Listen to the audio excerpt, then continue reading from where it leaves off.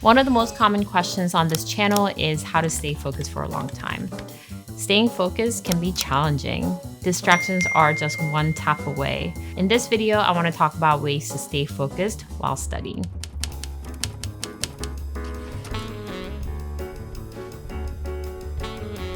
Tip number 1, put away your phone. Phones can be an excellent tool for productivity, but more often than not, they're designed to keep us scrolling and away from work. So here's an example for me. It almost always starts the same way. It starts off innocently. I'll get a text notification, which will then cause me to pick up my phone. I'll look at the message, reply, and then almost robotically switch to other apps and check Instagram or TikTok. And this happens several times a day. So I don't regularly check my screen time, but I got curious. I wanted to see what my social media usage looked like. So this is my average screen time per week. And it looks like I'm spending anywhere from 6 to 8, sometimes 9 hours on Instagram or TikTok. That's like a whole work day of social media in 1 week. Guess how much time I'm spending on social media per week? 5 hours?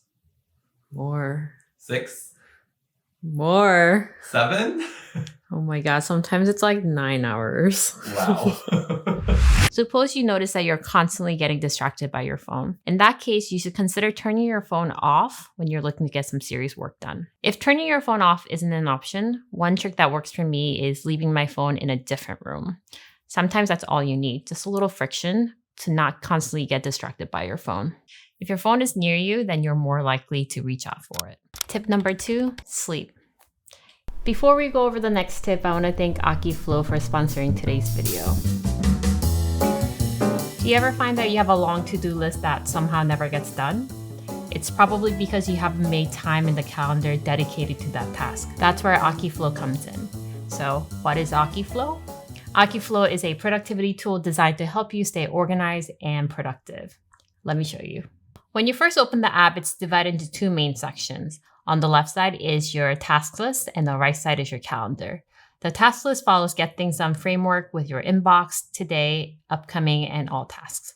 The goal of this setup is to find time in your calendar to do your tasks. AkiFlow can natively integrate into other tools like Gmail, Slack, Notion, Asana, and many more.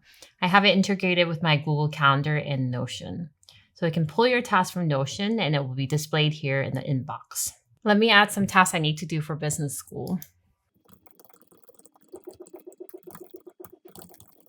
So I have some free time on Wednesday and I have a bunch of scripts that I need to review.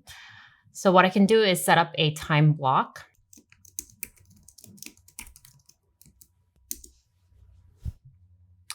And I can add in all the scripts that I have to review, like so.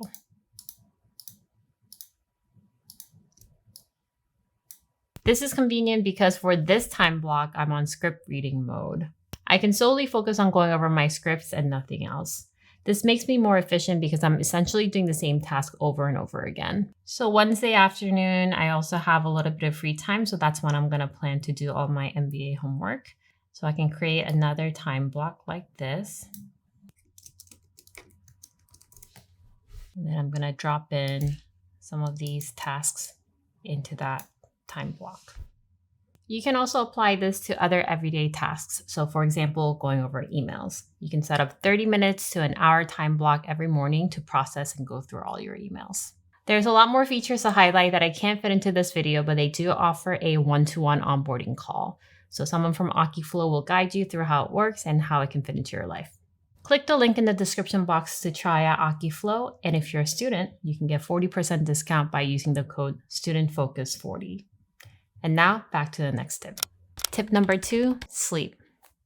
The CDC recommends we sleep at least 7 hours a night. And once we get below 7 hours, you can actually start to measure some impairments in the brain. Now, depending on where you are in your life, getting 7 to 9 hours of consistent sleep can sound like a real luxury or even unattainable. So it's not surprising that sometimes it's hard to focus when we're not getting enough sleep. It's hard to concentrate when you're tired. And to be honest with you guys, this is what I struggled with the most during residency. When I was a resident, I used to go back and forth between day shift and night shift all the time, like a couple times a month. And this really messed up my sleep so much. And I remember I could never just sit down and focus.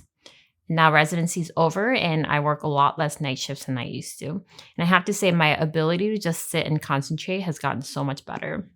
I think the key here is consistency. Consistency is one of the most important parts of a good sleep hygiene. And you can start by setting an alarm that tells you it's time to go to sleep, and try to have a regular routine that can get your body ready for a good night's sleep. If you have a weird day-night schedule, then it might be helpful to identify a time in your day when you're naturally more awake.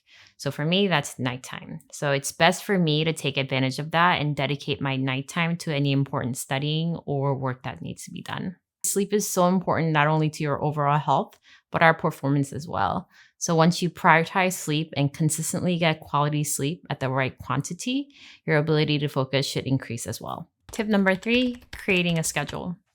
Having a consistent study schedule helped me the most in medical school. And just like with the sleep schedule, you want to be realistic with this. We tend to overestimate the time that we have. So for example, if you look at your schedule and notice that you have 8 hours of free time, you might say, wow, this is great. I'm going to study for my exam, write my essay, plan my next YouTube video, catch up on emails, and submit a grant proposal. But then you quickly realize that 8 hours isn't really 8 hours once you consider all the other things that you need to do, like running errands, eating, socializing, and spending time with your loved ones, and other daily activities. And what you initially thought was 8 hours of free time is actually 3 hours of free time. So in creating a schedule, I recommend that you be realistic, consider all your other obligations, and don't overestimate the time that you can dedicate to your work. Something that can really help is scheduling in all your errands and every little thing that you have to do. It might seem silly to schedule in a grocery shopping or doing the laundry, but they do need to get done and they do take up time. Even if you're blocking time out mentally for these tasks, it can help you gauge how much time you actually have to dedicate to studying. Tip number 4, create an environment where you can focus. You can do this by figuring out what is distracting you and keeping you from staying focused. Is it your TV, your cat, or that comfy couch next to you? Creating a productive area might mean getting away from home, asking your cat to stay in a different room, or simply going to a designated space where you can do all your work. It should be a physical place that puts you in the mindset of focusing and getting your job done. If you find it too distracting to work at home, then I suggest working at a library, or shameless plug, you can try some of my study with me videos. I have one where I'm studying at the New York Public Library. You can play the video full screen or on a secondary screen and study as if you're in the library. All my study with me videos come in with the built-in Pomodoro timers, which are also helpful. Tip number 5, the Pomodoro Technique. The Pomodoro Technique is something I used throughout medical school, and it helped me stay focused when it came time to study. If you've been a fan of this channel, you're probably already familiar with it, but if you're new, the concept is simple. It's a time management technique designed to help maintain focus and productivity. I find it especially helpful for studying, writing essays, and completing projects. Here's how it works. First, choose a task that you need to work on. This can be anything like reading a chapter of a textbook or creating an outline for an essay. Second, set a timer for 25 minutes. This time period is called a Pomodoro, and the idea is to really zone in and focus on this single task for 25 minutes, distraction-free. This would be a good time to turn off your phone, close unnecessary tabs, and work. The third step is to work on the task. The timer gives a sense of urgency and helps avoid procrastination. The fourth step is to take a 5-minute break once the timer stops. This is crucial for keeping your mind fresh and helps avoid burnout. This would be a good time to stand up, stretch, or just step outside for a few minutes. Finally, after the break, start another Pomodoro. After completing 4 Pomodoros, take a longer break, about 20 to 30 minutes. The longer break helps with recovery and ensures that you maintain a high level of concentration throughout the study session. Tip number 6, study buddies. Finally, something that helped me a lot through medical school was having a really good study group. Studying for a long period of time can be lonely, but studying with friends can make it bearable and sometimes even fun. But having said that, there is a line where study sessions become hangout session. So what worked best for us was scheduling our study sessions and separate fun sessions. When it was time to study, we studied. And during our fun sessions, we would watch TV and decompress with friends who understood all the work that we had going on. Ultimately, it gave us a strong foundation and a support system that we leaned on throughout difficult times in medical school. So that's it for this video. I hope you ace whatever it is you're studying for. Thank you for being here. If you'd like to follow me and support me on other platforms, I have a Substack and a Patreon. Substack is where you can receive my weekly newsletter about things I find interesting in my everyday life.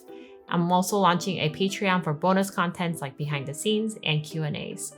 Following me in both Substack and Patreon will help support this channel. Thanks for watching, and I'll see you on the next one. Bye! What are you still doing here? Time to go study.